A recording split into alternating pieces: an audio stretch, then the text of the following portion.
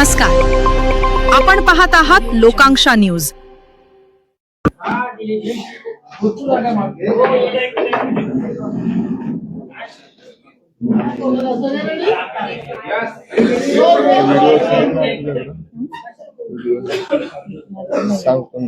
दाखवू शकतो.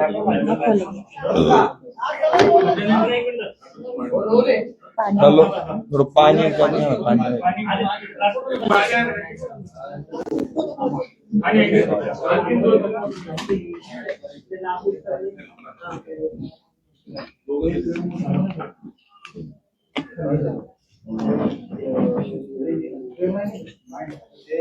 लागेल तर सांगा.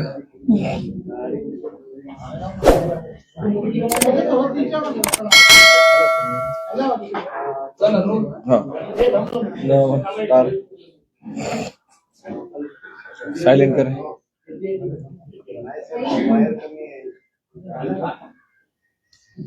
रोल करे काय भूमिका आहे तुमची? उमेदवारी नंतर मागे घेतलाय का? आजचं सगळा सगळी प्रोसेस झाली काय ती?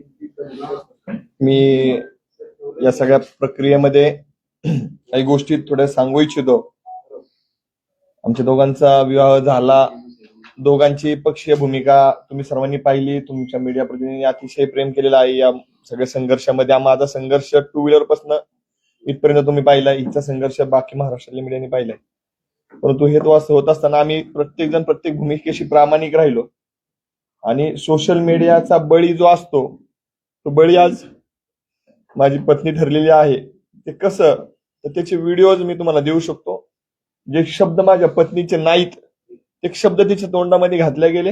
आदरणीय देवेंद्रजी फडणवीसांविषयी आरक्षण मागतोय, तुमची बायको नाही, असं जे स्टेटमेंट केलं त्याचा ते हिचं नव्हतंच, माझ्या पत्नी पूजा जाधवचं नव्हतं, ते दुसऱ्यांचं होतं, ते दाखवलं गेलं. नंतर पहलगामच्या प्रक्रियेमध्ये जी काय प्रक्रिया केली त्या प्रक्रियेमध्ये त्यांनी चुकीचं केलं हे सगळं ते सांगल. परंतु ह्या सगळ्या प्रक्रियेमध्ये मला एक सांगायचंय की एक कार्यकर्ता म्हणून काय करून देऊ शकतो आणि कार्यकर्त्यांनी ठरवलं तर काय होतं हे या 2026च्या निवडणुकीमधनं मी पुणे शहराला दाखवून दिलेलं आहे. प्रभाग क्रमांक 1 मध्ये तयारी केली. प्रभाग क्रमांक 1 मधल्या माझ्या माता भगिनी, माझे भाऊ या ठिकाणी आलेले आहेत. प्रभाग क्रमांक 1 मध्ये कुठल्याही पक्षाचा सर्वे बघितला तर त्या सर्वेमध्ये आम्ही प्लस होतो. तिथं काय समीकरणं झाली, निष्ठावंताला संधी दिली, आम्ही पक्षाचा निर्णयाचा स्वीकार केला. परंतु ज्या ज्या प्रभाग क्रमांक 1 मधल्या व्यक्तीनं, ज्या माय भगिनीनं, ज्या कार्यकर्त्यानं आमच्या पाठीशी उभे राहिले त्यांची कान धरून माफी मागतो. तुमची इच्छा, त्या प्रभागातलं वातावरण आम्ही बदललं होतं, आम्ही लढणार होतो, आम्ही निवडून येतो. प्रभाग क्रमांक 1च्या वासियांची पहिल्यांदा आम्ही माफी मागतो. त्यानंतर दुसरी माफी मागतो आम्ही. माझ्या शेजारी हा जो बसलेला माझा भाऊ सुभाष चव्हाण दिसतोय, या सुभाष चव्हाणांची आणि आणखीन एक माझ्या भगिनी आहेत आदिती बाबर, त्या भगिनीची, त्याचबरोबर जे इच्छुक होते त्या सगळ्यांची मी माफी मागतो. पक्ष शिखर नेतृत्वानं माझ्या पत्नीला संधी दिली. माझ्या पत्नीनं ज्यावेळेस संधी दिली त्यावेळेस तो संघर्ष जो अतितटीचा निवडणुकीच्या कालावधीमध्ये चालला होता. रात्री 2 वाजता उमेदवारी फायनल होती. या भावासाठी आमच्या दोघांची समक्षात मीटिंग झाली. त्यांनी मोठं मन दाखवलं. सकाळी अखेरच्या दिवशी 11:30 वाजता उमेदवारी मिळाली. या भावाने स्वतः फोन करून सांगितलं मी थांबतो, संधी तुम्हाला घ्या म्हणून. कारण की त्या पद्धतीचं वातावरण मी प्रभाग 1 मध्ये केलेल्याचा इम्पॅक्ट 2 मध्ये तयार झाला होता. म्हणून 2 मधले 4ही सीट आम्ही काढू शकतो. आणि ते जी सीट आहे, ती जी भूमिका आहे, एका राजकीय पक्षाच्या शहर प्रमुखाचा तो प्रभाग पडतो. त्या ठिकाणी 4हीचं वातावरण फिरलं होतं. त्या ठिकाणी सगळ्या गोष्टी घडल्या होत्या. तिथल्या विरोधकांची पायाखालची बाजू घसरल्यामुळं त्या ठिकाणच्या लोकांनी हे घडवलं. प्रथमतः याचबरोबरीनं आम्ही पॅनलमध्ये आल्यामुळे जो पॅनल स्ट्रॉंग झाला हे वातावरण झालं होतं. आम्ही बाहेर पडल्यामुळं आता तो पॅनल वीक होतोय का असं जे वातावरण झालंय, तर ते माझी पत्नी काय होणार आणि ती पुढे काय करणार हे तिच्या प्रक्रियेमध्ये समजून सांगाल. प्रभाग क्रमांक 1, प्रभाग क्रमांक 2 ज्यांनी आम्हाला सहकार्य केलं त्यांची मी माफी मागतो. त्याचबरोबर आदरणीय छत्रपती संभाजी महाराज, महाराष्ट्राला अपेक्षा असेल की आज धनंजय जाधव काय बोलणार, धनंजय जाधवला विरोध झाला, त्या सगळ्या प्रक्रियेत मी तेव्हाही सांगितलं होतं मी छत्रपती संभाजीराजांसोबत आहे. एका घरांमध्ये 2 विचार असू शकतात, एका घरामध्ये 2 भूमिका असू शकतात. माझ्या पत्नीनं भारतीय जनता पार्टीची भूमिका स्वीकारली होती. मी छत्रपती संभाजी महाराजांसोबत होतो. मी आहे, राहील. मला जो विचार पटतो छत्रपती शिवाजी महाराजांचं हिंदुत्व, आणि जर त्या शिवाजी महाराजांच्या हिंदुत्वावरती भारतीय जनता पार्टी काम करत असेल तर मी स्वराज्यामध्ये सोबत आहे, स्वराज्यासोबत राहील. पण आपसूक कुठं ना कुठं तर जी पॉझिटिव्ह वेव्हच्या माध्यमातून आपण सहकार्याच्या भूमिकेत राहतो. देवेंद्रजींनी मराठा आरक्षणात काय केलंय, त्यांच्या सरकारने काय केलंय हा विषय बोलण्याचा इथं नाही, परंतु त्या सगळ्या भूमिका माझ्या पत्नीला माहिती आहेत. संभाजीराजेंनी मला या सगळ्या प्रक्रियेमध्ये जे काय मला त्रास दिला नाही किंवा मला जे काय सामावून घेतलं तिच्यासाठी मी पळत होतो, त्यावेळेस त्यांच्यावर जो काही प्रेशर होता तो त्यांनी सहन केला, मला समजून घेतलं. त्याबद्दल मी त्यांचे आभार मानतो. मी तुमच्याशी प्रामाणिक आहे महाराज साहेब, तुमच्याशी प्रामाणिक राहील. सविस्तर सगळी भूमिका पुढे सांगतील. परंतु संघ प्रक्रियेमध्ये देखील आमच्याविषयी चुकीचे मेसेज गेले.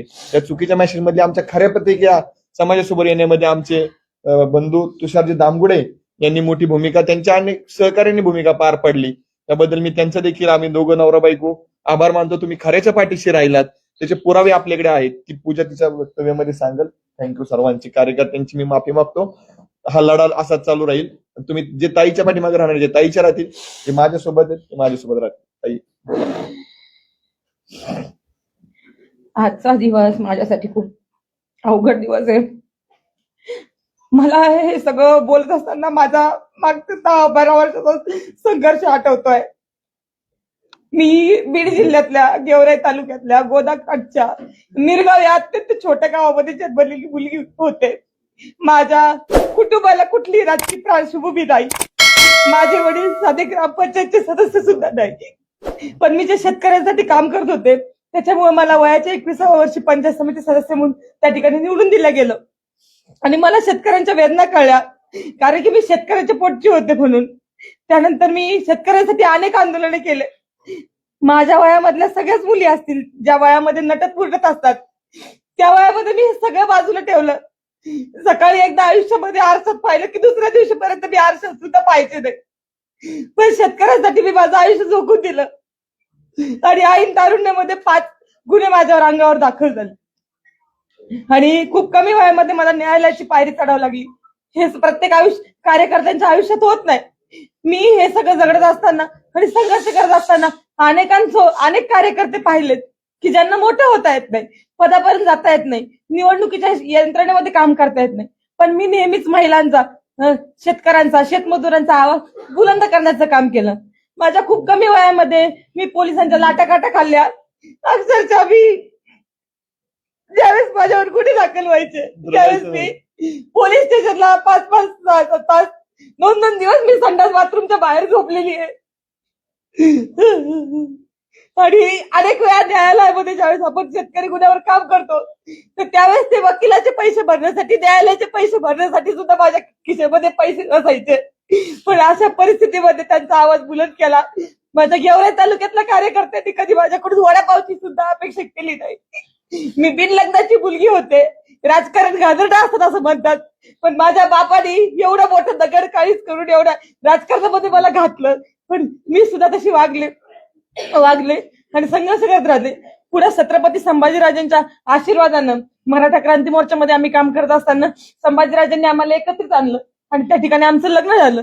लग्नानंतर सुद्धा एकही दिवस नवीन नवरी म्हणून मी राहिले नाही. मी दुसऱ्या दिवशी प्रभागाच्या बाहेर पडले, त्यांच्या लोकांसाठी काम करायला लागले.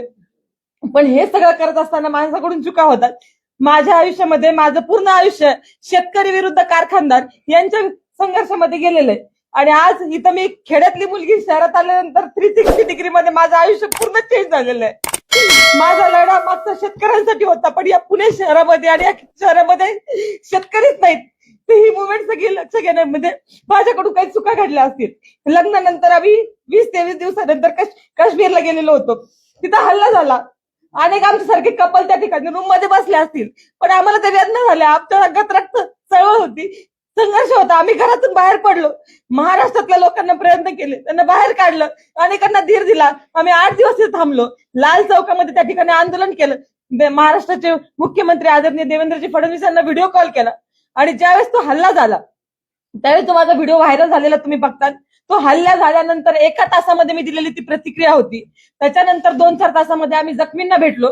त्यांना मी विचारलं की काय परिस्थिती झाली. त्यावेळेस त्यांनी मला सांगितलं. त्यावेळेस देशभरामध्ये काहीच वातावरण नव्हतं या विषयाच्या संदर्भामध्ये.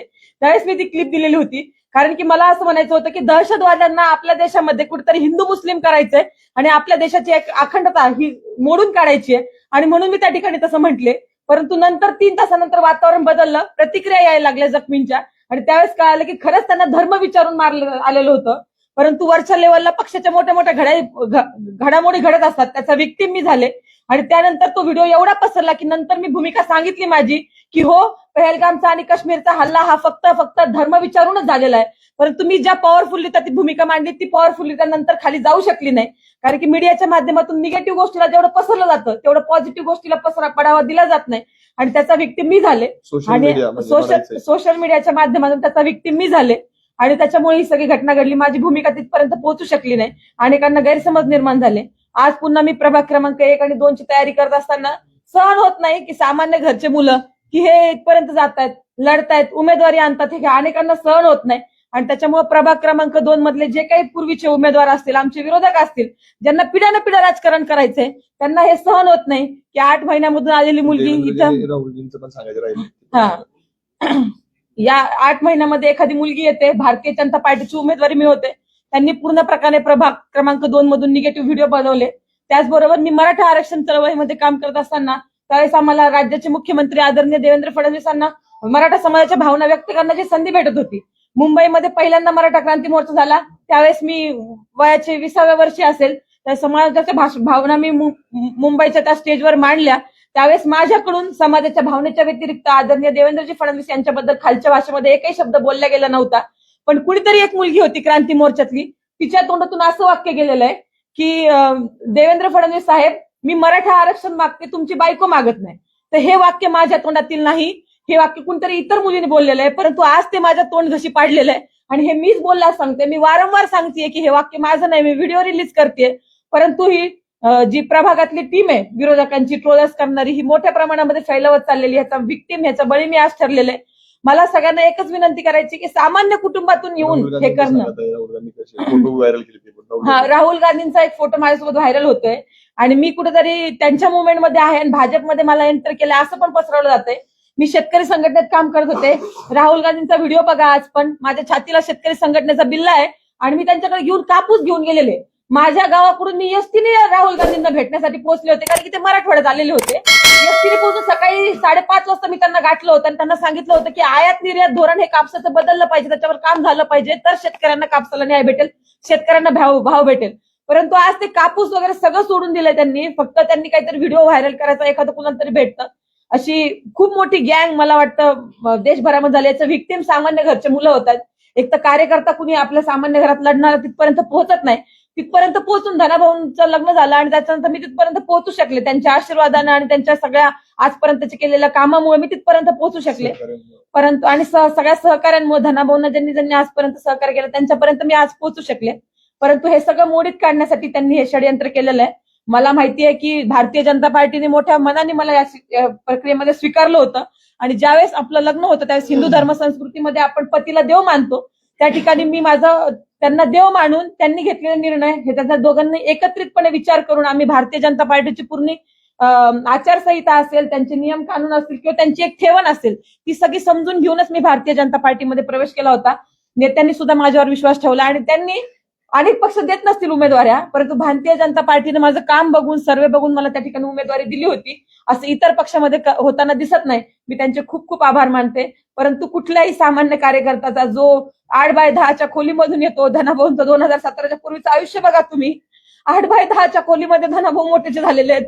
अक्षरशः त्या रूमला संडास बाथरूम सुद्धा नव्हतं. अशा परिस्थितीमध्ये धनाभाऊ मोठे झालेले. तिथंच बेडरूम, तिथंच किचन, वरती काय रूप पडू नये म्हणून त्याला मध्येच खांब लावलेला. अशा परिस्थितीमध्ये हा कार्यकर्ता मोठा झालेला आहे.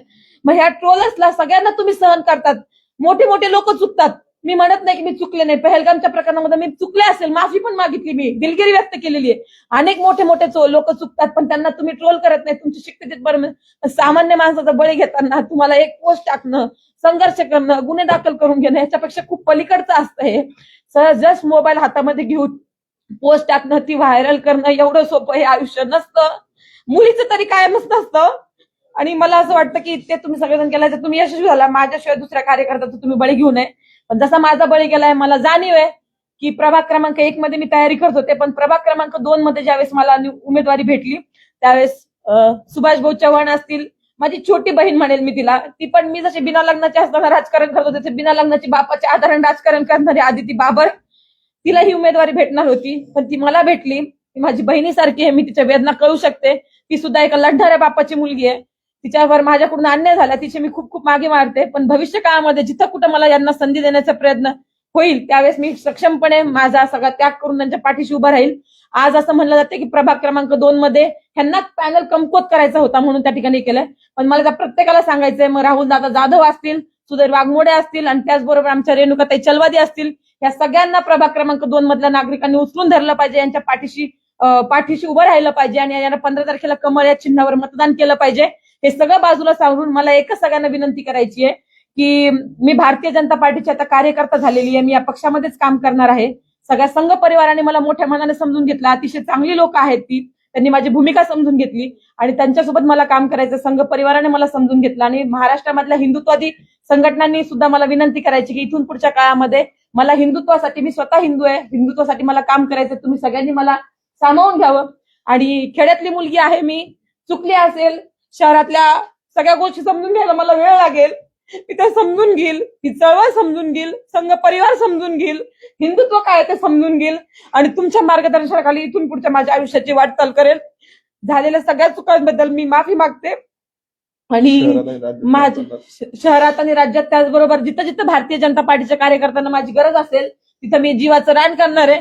मला माहिती आहे की आम्हाला मराठवाड्यामध्ये म्हणायचे की आपली मराठवाड्याची शेतकऱ्याची वाघीण आहे, परंतु वाघीण ज्यावेळेस जखमी झालेली असते तर त्यावेळेस ती अतिशय जोमाने काम करते. तसंच भारतीय जनता पार्टीचे सगळे उमेदवार निवडून जाण्यासाठी मी जोमाने काम करणार. मी जसं स्वतःसाठी लढले असते त्याच्यापेक्षा जास्त मी त्यांच्यासाठी लढणार. आमचे सगळे फाउंडेशनचे कार्यकर्ते, धनाभाऊंवर प्रेम करणाऱ्या माझ्या बहिणी, यांनी मी अतिशय नवीन असताना सुद्धा माझ्यावर बहिणीसारखं प्रेम केलं, त्यांचे ऋण मी आयुष्यात विसरू शकत नाही. मीडिया बंधू, माझ्या पाठीमागे आतापर्यंत आयुष्यात अनेक वेळा तुम्ही उभा राहिल्यात, त्याच्याबद्दल मी तुमचे चरण धरते, तुमचे आभार मानते. भविष्य काळामध्ये सुद्धा तुम्ही या पुण्याच्या शहरामध्ये, मोठ्या शहरामध्ये जे कधी पाहिलं नव्हतं आपण शहर, त्याच्यामध्ये तुम्ही मला सामावून घ्याल, त्याबद्दल खूप आभार मानते. धनाभाऊ, राजकीय आयुष्य आपल्या दोघांचं आहे, पण माझ्यामुळं किंवा आपल्या एकत्रित येण्यामुळं तुमच्या राजकीय कारकिर्दीला काही झालं असेल किंवा होते, त्याबद्दल मी तुमची बायको म्हणून तुमचे सरळ धरून तुमचे खूप खूप आभार मानते. तुमचे लढणारे कधी रडत नाहीत. आयुष्यात मी तुला सांगितलंय रडायचं नाही, लढायचं. तर माझी माफी मागण्यापेक्षा पक्ष नेतृत्वाला तुझ्यामुळे जो काही त्रास झाला असेल त्यांची माफी मागणं उचित वाटतं आणि तू त्यांच्यासाठी तुझा घेतलेला पुढचा लढा तुला. पण एक पती कसा असावा, म्हणजे अनेक वेळा राजकारणात महिला आहेत, पती पुढे राजकारण करतो, महिला मागे राहते. पण धनाभाऊ विषयी सांगायचंय मला की त्यांनी कधी पण स्वतः मागे राहिले आणि तू आरक्षणावर महिलांच्या लढती ना, तू समोर फ्रंट आली पाहिजे, ज्यांच्यासोबत काम केलं पाहिजे, त्यांच्या प्रश्नाला तू भिडली पाहिजे. आरक्षणातली बाहुली म्हणून त्यांनी माझा कधीच वापर केला नाही किंवा त्यांचा पुरुषार्थ कधी त्याच्यामध्ये आडवा आला नाही. त्यांचे चरण धरते मी. एकच सांगतो एकच राहिलाय फक्त एक मुद्दा, एकच राहिला एक मुद्दा. महाराष्ट्रभरातनं आमच्या प्रगतीवरती, आमच्या सामाजिक कामावरती अनेकांनी वेगळ्या प्रतिक्रियेनं गेले 6 महिने माझ्या प्रभाग क्रमांक 1 मधल्या राजकीय विरोधकांना याच पत्रकार संघाच्या प्रेमायसेस मध्ये एक कुरघोडी केली. या ठिकाणी त्यांनी चुकीच्या पद्धतीने माझ्याविषयी नरेटिव्ह पसरवला. त्या व्यक्तीपासून तर माझ्यासोबत आजवर मैत्री म्हणून केलेल्या माझ्या मित्रांनी अनेकांनी सहकार्य केलं. अनेक काही मित्र माझ्यापासून दुरावून राजकारणाच्या प्रतिष्ठेपायी त्यांनी वेगळी भूमिका घेतली. त्या सगळ्यांना, त्यांच्या कुटुंबियांना माझा सल्ला आहे, राजकारणामध्ये स्वकर्तृत्वानं कष्टानं पुढे यायचं असतं. कोणाला तरी मिळालेलं हिरावून घेण्यासाठी, कोणाला तरी मिळतंय म्हणून त्यांना बदनाम करण्यासाठी, कोणाची सुपारी घेऊन किंवा गट्स नसताना राजकारणामध्ये पुढे येऊन कोणाला संपवण्याचा प्रयत्न करू नका. थोड्या वेळासाठी आज झोपताना तुम्ही आनंदी झोपाल, परंतु ईश्वर नियतीचा नसेल तरी तुम्हाला माफ करणार नाही. प्रभाग क्रमांक 1 असो, प्रभाग क्रमांक 2 असो, माझ्यासोबत राहिलेले सगळ्यांचे आभार. ज्यांनी 8 महिन्यामध्ये काय माझे केले या पत्रकार संघातल्या सगळ्या लोकांना माहितीये. तुमच्यामध्ये माझ्याविषयी रोष निर्माण झाला असेल, तुमची परत माफी मागतो.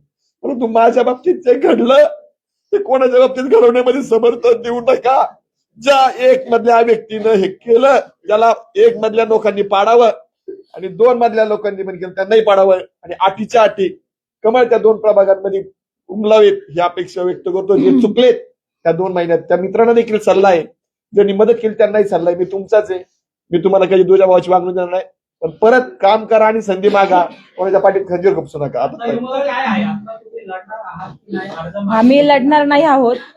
आता पूर्णपणे मी प्रभाग क्रमांक 1 मध्ये 4 उमेदवारी अर्ज दाखल केले होते. त्याच्यामध्ये 1 अर्ज हा धनाभाऊंचा होता, 3 माझे होते. आम्ही प्रयत्न करत होतो, परंतु नंतर शेवटच्या टप्प्यामध्ये आम्ही प्रभाग क्रमांक 2 साठी अर्ज भरला. ते सगळे अर्ज आम्ही आता मागे घेतलेले आहे. पुणे महानगरपालिकेच्या निवडणुकीमध्ये आम्ही कुठेही उमेदवार नसणार आहोत आणि त्यामुळे आम्ही भारतीय जनता पार्टीचे जे उमेदवार पक्ष जशी जबाबदारी दिली तिथं निवडून आणण्यासाठी प्रयत्न करणार आहोत. विशेष जबाबदारी प्रभाग क्रमांक 1 आणि 2 ची आमच्यावर असणार आहे. ह्या देशातलं हिंदुत्व टिकवण्यासाठी नरेंद्रजी मोदींनी जे प्रयत्न केलेले आहेत आणि मराठा आरक्षणासाठी देवेंद्र फडणवीसांनी जे प्रयत्न केलेले आहेत त्या साहेबांचे आदेश मानून मी भविष्य काळामध्ये हिंदुत्वासाठी काम करणार आहे आणि भारतीय जनता पार्टीच्या कोर टीम मध्ये येऊन काम करणार आहे. जर भारतीय जनता पार्टीकडून कुठलाही दबाव वापरला गेला नाही, कारण खरं तर दबाव तर त्यांना असता किंवा पहिला त्यांनी उमेदवारीच मला दिली नसती. हा सर्वस्वी निर्णय माझा होता. मी घेतलेल्या भूमिकेमुळे काही पक्षाच्या जागांवर अडचण निर्माण होते की काय असा प्रश्न निर्माण झाला होता. मला असं वाटतं की मी एकटी निवडून येण्यापेक्षा भारतीय जनता पार्टीचे अनेक लोक त्या ठिकाणी सभागृहामध्ये बसणं मला गरजेचं वाटलं आणि त्याच्यामुळे स्वतः जबाबदारी स्वीकारून मागच्या आयुष्याची जबाबदारी स्वतः मी स्वीकारली आहे आणि मी त्याग करण्याचं ठरवलेलं आहे आणि मी त्याग करेल. मी तरुण आहे आणि याच्यामध्ये काही दिवस काळ जातील पण माझी त्याच्यासाठी तयारी आहे.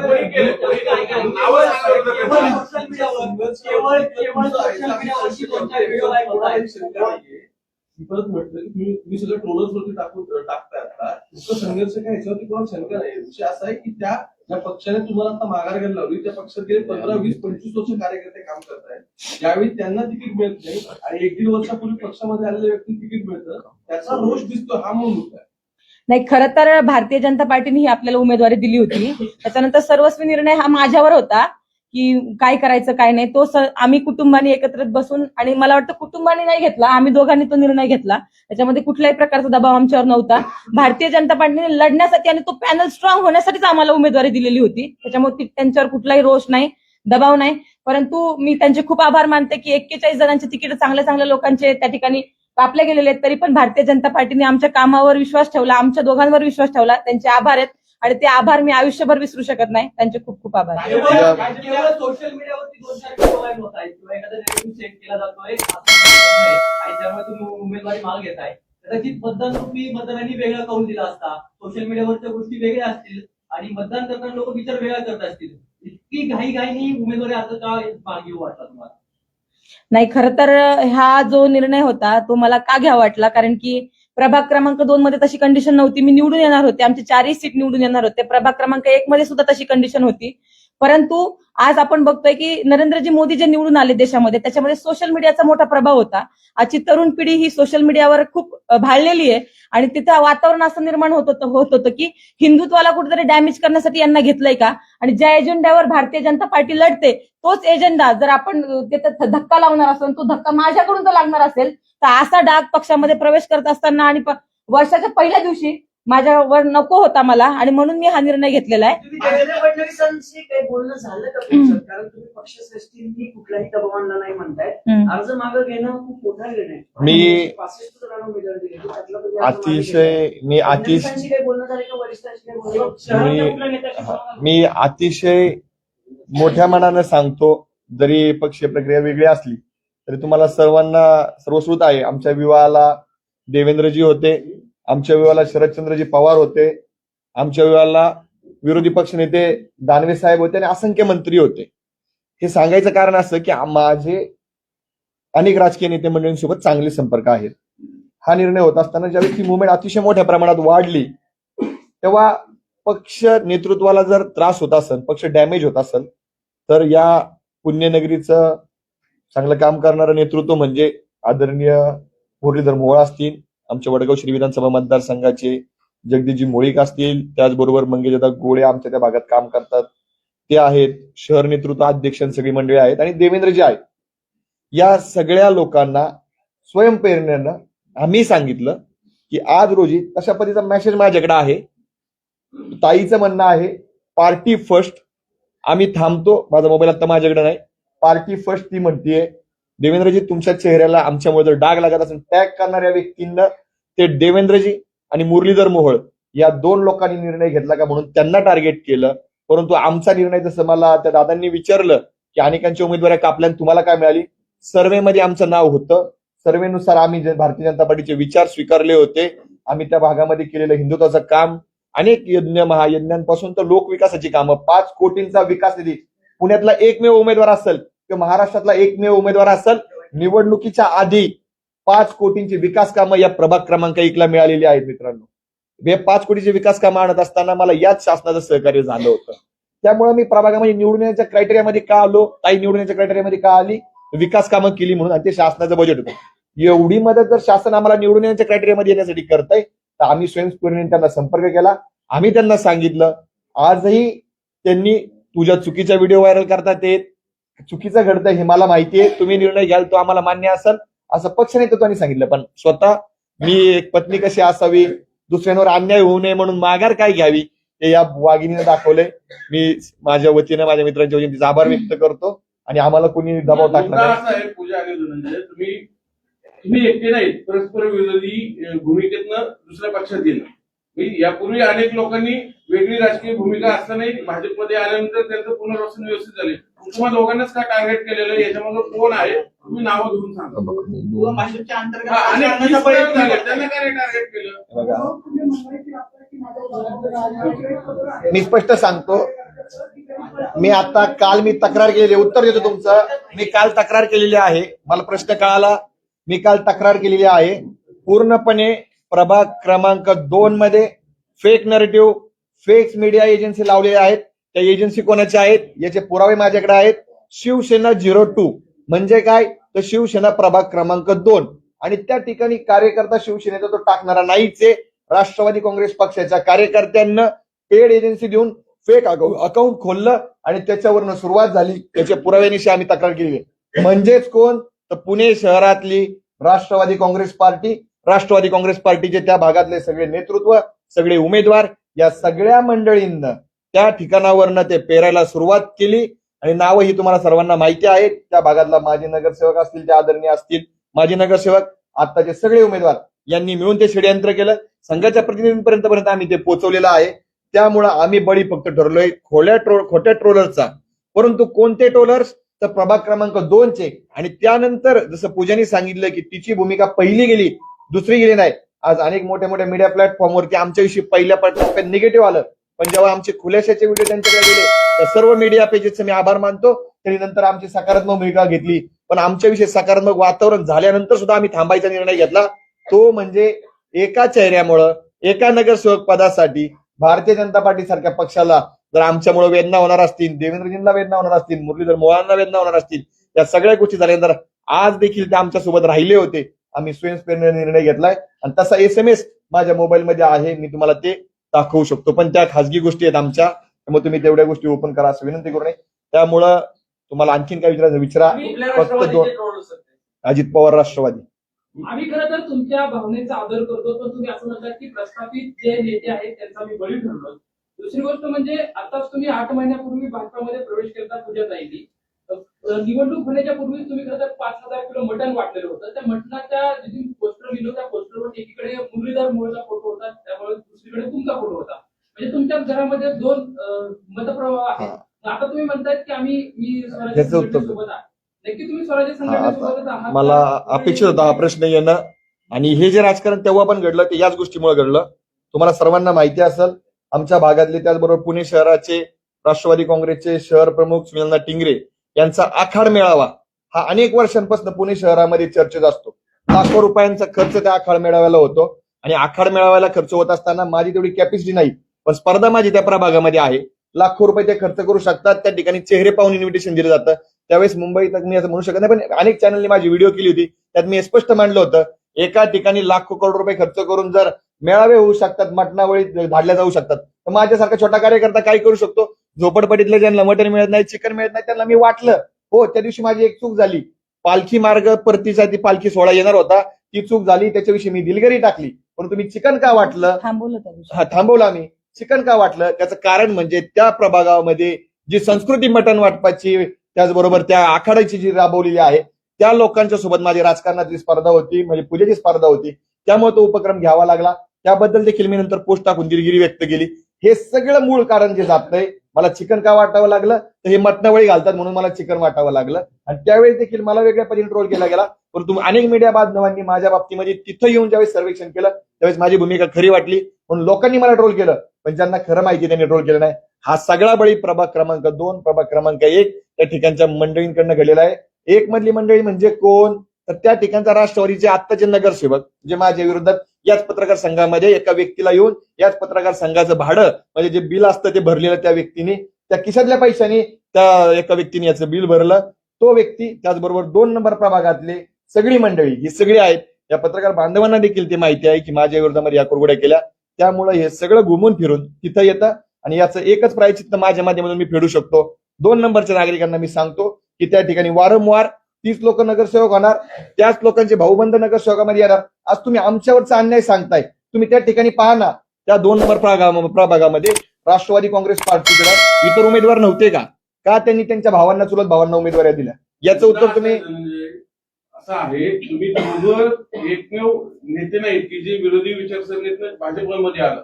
तुम्हालाच काटा आणि तुम्ही सांगता आता राष्ट्रवादीने सगळं केलं पण भाजपने तुम्हाला एवढ्या गोष्टीत का नाही सहकार्य केलं की सर आमच्या मुळामध्ये सांभाळून घेणं अपेक्षित होतं ना. आमचा भाजपने वादावादात तुमचा काय राजकीय कार्यक्रम भाजपने सांभाळून घेण्याचा प्रयत्न केला सर. पण जे घराणे राजकारणामध्ये पिढ्याने पिढ्या आहेत त्यांच्यावर कसल्याही प्रकारचे आरोप झाल्यानंतर त्यांचं वैयक्तिक त्यांना मन नसतं त्यातून ते तरुण नेतात. आम्हाला हे शिकणं घरातून कुटुंबातून नसल्यामुळे आम्ही ते शिकू शकत नाही. शेवटी आम्ही राजकारण करताना एकीकडे मन राखतो आणि ते मनातून राजकारण करतो. आम्ही फर्स्ट प्रायोरिटी आमच्या भावनेला असते आणि नंतर राजकारणाला असते आणि ह्या दोघींना एकत्रित करून राजकारण होऊ शकत नाही हे प्रस्थापितांना कळतं. ते आमच्यासारख्या सर्वसामान्यांना कळत नाही आणि त्याच्यामुळे आम्ही हा निर्णय घेतला की आपल्यामुळे जर कुणाला तोटा होत असेल तर आपण एकदा थांबलेलं बरं आहे. परंतु कुणाला त्रास होता कामा नये ही भूमिका आम्ही घेतलेली आहे पक्षाची नाहीये. दुसरी गोष्ट म्हणजे तुम्ही असं म्हणताय की देवेंद्र फडणवीस बाबतीत जे वक्तव्य केलं ते माझं नाही ते वक्तव्य तुमच्या तोंडामध्ये घातलंय.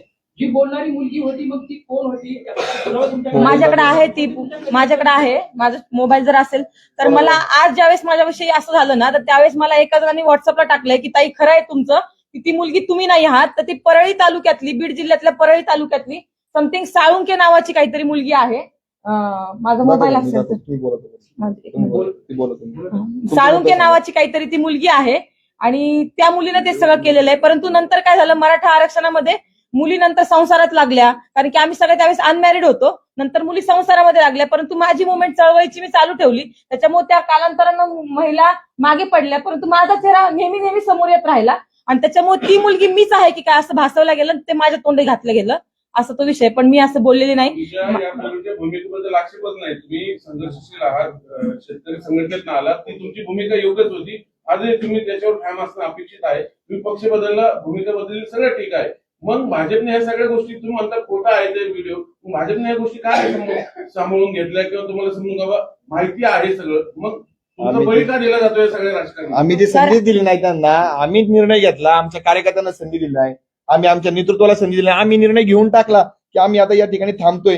त्यामुळं तिथपर्यंत असं काही आहे का तुमचा प्रवेश जगदीश मुलगा दूर झाला म्हणून इथल्या पुणे नाही. शीर्ष नेतृत्वाने हे सगळं अंतर्गत राजकारण घडून नाही मी स्पष्ट सांगतो या राजकारण जगदीश मुलगांच्या अंतर्गत लास्ट लावायचं होतं.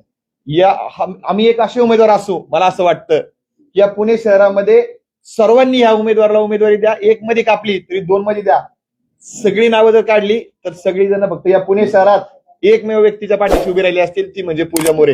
त्यामुळे संघर्षामध्ये अनेकांचे बळी गेले असतील पण संघर्षामध्ये वाचणारी फक्त पूजा मोरे आहे. तिला उमेदवारी मिळाली. जगदीश मुळीक असू द्यात माननीय मुरलीधर अण्णा असू द्यात किंवा त्या भागातली सगळे नेते मंडळी ते आमच्या सोबत होते राहिलेत. माननीय मुख्यमंत्री साहेब आम्ही फक्त आरक्षणात नाही तुमची बायको बदल. हा व्हिडिओ मी दाखवते. मान्य करतो ना आम्ही त्या अगोदरच्या टप्प्यात गेली त्याच लोकांनी आता आमचं समर्थन टाकले. हे बघा हे ऐका तुमची बायको बदल. मी पूर्वी भाजपमधून इच्छुक होते. माझा प्रवेश कुठल्याही प्रकार झालेला नव्हता. माझ्या त्या दिवशी उमेदवारी अर्ज मला भेटला त्यानंतर माझा भाजपमध्ये प्रवेश झालेला आहे आणि त्याच्यानंतर या घटना घडलेल्या आहेत सगळ्या. मी भाजप पक्षाकडून पूर्वी इच्छुक होते पण भाजपने मला स्वीकारलेलं नव्हतं. ते 2 दिवसापूर्वी स्वीकारलं गेलं ज्यावेळेस मला उमेदवारी अर्ज भरला आणि त्याच्यानंतर या सगळ्या घटना घडलेल्या. पण ताई एवढा मोठा पक्ष, एवढा मोठे सर्वे करणारा पक्ष, त्यांना माहित असेल ना का तुमच्या बाबतीत अशा पद्धतीचं ट्रोल होऊ शकतं. हो, नव्हतंच होणार. त्या गोष्टी हाच मुद्दा आहे. सॉरी एवढं सांगून पण आता फक्त तुम्ही सर तुम्ही म्हणताय का आमच्यामुळं काही लोकांचं बळी जाऊ शकतो म्हणून आम्ही सर मी सांगू शकतो सर, मी तेच उत्तर देतो. एवढं सांगून पण आता सुद्धा पिक्चर क्लिअर होत नाहीये. आता सुद्धा क्लिअर होत नाहीये ती महिला ही नाहीच आहे हे आम्ही सांगतोय. मग पहलगामच्या प्रक्रियेमध्ये तिथली झालेल्या प्रतिक्रियेनंतर आमची दुसऱ्या तासाला आलेली प्रतिक्रिया आणि चौथ्या तासाला आलेली प्रतिक्रिया हे पहा. म्हणजे लोकांना होतंय काय, खोटं फास्ट पसरतंय आणि खरं लोक स्वीकारायलाच तयार नाहीयेत. आता तुम्ही देखील आमच्या प्रतिक्रिया 5 मिनिटांनी तुमच्याकडे देतो. पहलगाम अटॅक नंतर जो हल्ला झालेला आहे तो हिंदू धर्म विचारूनच मारलेला आहे आणि ज्यांनी मारलं त्या पाकिस्तानचा मारणाऱ्यांचा निषेध करते. ही भूमिका व्यक्तिगत यांनी मांडली आणि संघ म्हणून शेजारून पूजाताईंविषयी निगेटिव्ह भूमिका या तुषारदादांनी मांडली. पण तुषारदांची भूमिका बरोबर होती आणि पूजाताईंनी त्यावेळेस भूमिका घेतल्यानंतर त्यांनी देखील मान्य केलं की पूजाताईंनी मांडलेली भूमिका त्यावेळेची योग्य होती, नंतरची. बरोबर आहे का तुषारदादा? सेम डेचा व्हिडिओ आहे. सोशल मीडियावर तुम्हाला आज ट्रोलिंग झालेलं आहे, यापूर्वी झालेलं आहे. त्यापूर्वी तुम्ही समोर येऊन सगळे खुलासे केले. मग आत्ताच असं काय भाऊ केला गेला की तुमचं पाच सीट आपल्याला तेव्हा तुम्हाला एक मध्ये लढायचं होतं, दोन मध्ये टाकलं गेलं. हे कोण करते सगळं? सगळं झालं असं सिद्ध होतंय का? मी तेच सांगतो. माझं अनेक मोठ्या सोशल मीडिया किंवा थिंक टँक मध्ये काम करणाऱ्या लोकांसोबत बोलणं झालं. ते म्हणले की तुमची ज्यावेळेस पहिली प्रतिक्रिया आली ते पाहून आम्हाला संताप वाटला, आम्ही व्यक्त झालो. मग त्यांना ज्यावेळेस आमची दुसरी प्रतिक्रिया गेली कमेंटमध्ये त्यावेळेस ते म्हणले आम्ही चिंतन केलं, हे चुकीचं वाटलं म्हणून आमची भूमिका बदलतो. पण त्या कालावधीमध्ये एवढा वेळ गेला होता, नॅशनल लेवलला ट्विटरवर चालू झालं होतं. काँग्रेस हे सगळे याच्यामध्ये इन्व्हॉल्व्ह झाले, बाकीचे लोक इन्व्हॉल्व्ह झाले. सुरुवात प्रभाग 2 मधनं झाली, पण ते हिंदी मीडिया असू द्यात, हिंदी प्लॅटफॉर्म असू द्यात, ट्विटर असू द्यात, त्यामध्ये ट्रेंडिंगला चाललं आणि ते थांबवणं इतक्या सोपं नाहीये म्हणून आम्हाला थांबावं लागलं. हे स्पष्ट पद्धतीने राष्ट्रवादीवर आरोप करताय, तुम्ही ज्या राष्ट्रवादीवर आरोप करताय, तुम्ही अजित पवारांनाही भेटले तिथे भेटत नव्हते. हा मग का कोण आहे ऐका ना, या तुम्ही आता म्हणता हिंदुत्वाची भूमिका घेतली, आम्ही सोबत राहणार. जर तुम्हाला माझ्यासोबत तुम्ही नेमकं विचारायचे. माझ्यासोबत त्यावेळेस एक व्यक्ती होते. आम्हाला जर उमेदवारी मिळत नाहीये तर त्या व्यक्तीला उमेदवारी मिळावी अशा प्रक्रियेच्या त्या ठिकाणावरती आम्ही गेलो होतो. त्या व्यक्तीलाही मी तुम्हाला भेटून देईल. ते व्यक्ती त्या ठिकाणी सतीश मस्के तेच सांगतो. सतीशजी मस्के तेच सांगतो. बालाजी दादा, सतीश मस्के त्या भागातले जे आहेत ते देखील त्या प्रभागामध्ये इच्छुक होते. आम्हाला ज्या व्यक्तीनं आमचं तिकीट कापलं राष्ट्रवादी काँग्रेसच्या त्या व्यक्तीला उमेदवारी मिळू नये आणि सतीश मस्के हे त्या भागातला प्रामाणिक कार्यकर्ता आहे राष्ट्रवादी काँग्रेसचा, त्यांना संधी मिळावी अशा पद्धतीची भूमिका मी घेऊन गेलो होतो. ते मी नाकारत नाही. ते का गेलो होतो ते मला जास्त बोलायला लावू नका. याच पत्रकार संघातनं काही पत्रकारांनी माझा खुलासा न घेता माझ्या विरोधामध्ये बातम्या लावल्या होत्या आणि त्याचा आतापर्यंत प्रायश्चित्त आलेलं आहे. सतीश मस्केंसोबत तुम्ही बोलू शकता. खुलासा द्यायचा, लगेच द्यायचा. तुम्ही म्हणता 15 दिवसांना घ्या. स्पष्ट घ्या. सतीश फोन केले तुम्हाला आणि सांगितलं आणि समजावलं. संभाजी महाराज तुम्ही असा आरोप करू नका. तुम्ही स्पष्ट सांगा. मी स्पष्ट सांगतो. पहिलगाम हल्ल्याच्या बाबतीत तुमची आता भूमिका काय? तेव्हा तुम्ही सोशल मीडियावर सांगितलं होतं, तुम्हाला आता काय वाटतं पहिलगाम हल्ल्याविषयी? आता म्हणजे काय वाटतं? बालाजी दादा आणि दादा आता पण मी सांगतो आमची स्पष्ट भूमिका आहे. पहलगाम अटॅकच्या दिवशी आम्ही प्रसिद्धी माध्यमांवर सांगितलं होतं दोघांनी पण, हिंदू धर्म विचारून गोळ्या मारलेल्या आहेत आणि ते चुकीचं आहे. आम्ही त्याचा निषेध करतो. या सगळ्या प्रक्रियेमध्ये तुम्ही सर्व प्रसार माध्यमांच्या प्रतिनिधींनी पुणे शहरातल्या, महाराष्ट्रातल्या माझ्यावरती जे उपकार केलेत त्या उपकारामुळे मी या ठिकाणी आहे. तुमच्याविषयी माझा कुठलाही राग, लोभ, चूक नाही. मी तुमच्याविषयी काही बोललो असेल तर आत्ताही परत माफी मागतो. त्याविषयी माफी मागितली होती. तुम्ही आम्हाला पदरात घ्यावं, आम्हाला सेवा करायची आहे. आम्ही या निवडणूक प्रक्रियेतनं माघार घेतलेली आहे, परंतु पुणेकरांची सेवा आम्ही चालू ठेवणार आहे. अखेरचा मुद्दा करून आपण पूजा मोरे यांना बसल्यामध्ये आता बघतोय आपण. नाही, तुम्ही सांगा तुम्हाला काय वाटतं? तुम्ही जेव्हा जम्मू काश्मीर जाऊन जी काही भूमिका व्यक्त केली होती त्या भूमिकेशी तुम्ही आता सहमत आहात का? पहिलगाम मध्ये जे झालंय तुम्ही म्हणला तसंच काय झालं होतं का? आता काय वाटतं? नाही, त्यावेळेसच मी माझी भूमिका स्पष्ट केली होती की जो दहशतवादी हल्ला झालाय पहलगामचा तर तो फक्त आणि फक्त धर्म विचारूनच झालेला आहे. परंतु ज्यावेळेस तो हल्ला झाला त्याच्यानंतर पहिल्या 1 तासामध्ये आम्ही तिथे होतो. त्यावेळेस ती माझी जी प्रतिक्रिया आलेली होती त्या प्रतिक्रियेमध्ये मला असं सांगितलं गेलं होतं किंवा तसं वातावरण होतं की आपल्या देशामध्ये 2 विभाग झाले पाहिजे म्हणून दहशतवादी वेगवेगळ्या पद्धतीचे प्रयत्न करतायत. म्हणून मी तिथं प्रतिक्रिया दिली होती की असं काही व्हायला नाही पाहिजे, आपला देश हा अखंड राहिला पाहिजे. पण ज्या वेळेस आपल्या पुण्यातले काही लोक तिथं होते आणि त्यांना मारलं गेलं त्यावेळेस मी त्यांना स्वतः जाऊन भेटले. त्यावेळेस त्यांनी सांगितलं की हो, की आपल्याला हिंदू म्हणूनच विचारलंय. त्यावेळेस मी माझी लगेच प्रतिक्रिया दिली होती की हो, पहलगामचा जो अटॅक झालेला आहे तो हिंदू म्हणून आणि धर्म विचारूनच झालेला आहे. माझी ती भूमिका त्यावेळेस सुद्धा होती, ती भूमिका आज पण आहे आणि ती उद्या पण राहणार आहे. आणि त्याच्यामुळे माझी ही भूमिका तुमच्या माध्यमातून सगळ्यांपर्यंत जावी असं मला वाटतं. आणि ती त्यावेळेस सुद्धा मी मांडली होती, पण त्याला जास्त व्हायरल केलं नाही लोकांनी. धन्यवाद. तुम्ही शेतकरी चळवळीत काम केलेलं आहे. शरद जोशी म्हणायच्या देशात भारत आणि इंडिया 2 प्रवर्ग आहेत. तुम्ही खेड्यातून शहरात आल्या, अजूनही शहर खेड्यातल्या मुलींना स्वीकारत नाही असं वाटतंय का? आणि विशेषतः भारतीय जनता पक्ष नाही स्वीकारणार नक्की. मी इथे आल्यानंतर तुम्हाला सांगते, आज शहरातल्या महिलांच्या डोळ्यामध्ये माझ्यासाठी पाणी आहे आणि मी खेड्यातली मुलगी आहे म्हणून पाणी आहे त्यांच्या डोळ्यामध्ये. प्रत्येकाची ती नाळ असते, ती माझी नाळ आहे. आणि त्याच्यामुळे मला असं वाटतं की तुझा भाव माझ्या प्रभाग क्रमांक 1 मध्ये झाला नाही. आज ज्यावेळेस मला उमेदवारी नाकारली त्यावेळेस ज्या महिलांचं पूर्ण आतापर्यंतचं आयुष्य हे शहरामध्ये गेलेलं आहे त्यांच्या सगळ्यांच्या डोळ्यामध्ये पाणी आहे. मागं पण त्यांच्या डोळ्यामध्ये पाणी आहे. त्याच्यामुळं उलट ही जी दरी निर्माण होती, शरद जोशी साहेब सांगतात, ही दरी कमी करण्याचं काम भविष्य काळामध्ये मला करायचंय. शहरातला माणूस हा खेड्यामध्ये गेलाच पाहिजे, खेड्यातला माणूस सुद्धा शहरामध्ये गेलाच पाहिजे. आपण माणसं आहोत शेवटी आणि ती एकत्र आलीच पाहिजे असं मला वाटतं आणि ते करण्याचं काम आहे. देशात बघून तुम्हाला तिकीट नाकार तुम्ही असे मागे घ्यायला लावतो, त्या भाजपसोबत जाण्यात तुमचा राजकीय निर्णय तुम्हाला असं वाटत नाही? आम्हाला आम्ही एवढ्या वेळ सांगतोय, आम्ही निर्णय आम्ही घेतलाय. भाजपने उमेदवारी दिली, आमच्या अर्धवट भूमिका गेल्यात, त्यानंतर हे झालंय. त्यामुळं आता आमचे बरेच सगळे मुद्दे वारंवार आम्ही पूर्ण केलेले आहेत. तुम्ही जे सहकार्य केल्याबद्दल धन्यवाद, आभार व्यक्त करतो. 2014 मध्ये भारतीय जनता पक्षाने ट्रोलरची गँग ही सगळी बाजारात उतरवली होती. त्याच ट्रोलर गँगचा बळी भारतीय जनता पक्षाला बसलाय का? आणि नाही, बळी नाही. भारतीय जनता पार्टीचे जे काही सर्व सीट निवडून येणार होते त्याच्यापेक्षा जास्त येतील आणि त्याच भारतीय जनता पार्टीसाठी पूजा ही पुणे शहरात सगळीकडे काम करताना दिसेल. धन्यवाद. विकासाचं धोरण काय असणार आहे? तुमच्याकडे पद नसणार आहे, नगरसेवक पद नसणार आहे, बाकीचं काही नसणार आहे. पक्षाचं निवडणुकीतून तुम्ही माघार घेतली आहे. आता विकासाचं धोरण काय असणार आहे तुमचं? लढताना 2 प्रकारे आपण लढू शकतो. विकासात्मक सभागृहामध्ये जाऊन लढाई लढू शकतो आणि नाहीतर जनसामान्यामध्ये जाऊन त्यांचे प्रश्न आपण मांडत राहू शकतो. त्याचे विविध माध्यम आहेत. प्रत्येकच लढणारा कार्यकर्ता काही सभागृहात जातो अशी काही गोष्ट नाहीये, परंतु तो त्याच्या पद्धतीने लढत राहतो. तर आमच्या असणाऱ्या अंतर्भूत कौशल्याचा वापर करून आम्ही त्याच्या जनतेला न्याय देण्याचा प्रयत्न करू. मग ती लढाई एक वेळेस रस्त्यावरची असेल तर रस्त्यावरची लढू, ती सभागृहातली असेल तर सभागृहातून आमचा पिंड आम्ही सोडणार नाही. आणि 5 कोटी निवडून येण्याच्या आधी नाही शब्द वगैरे 5 कोटी बजेट आम्ही निवडून येण्याच्या आधी आणलं होतं. प्रभाग 1 आणि प्रभाग 2 मध्ये मिळून 10 कोटी पुढच्या पंचवार्षिकला नगरसेवक झालो नाही तरी पहिल्या वर्षात आणू, हा शब्द या ठिकाणी देतो आणि थांबतो. धन्यवाद. जय हिंद, जय महाराष्ट्र.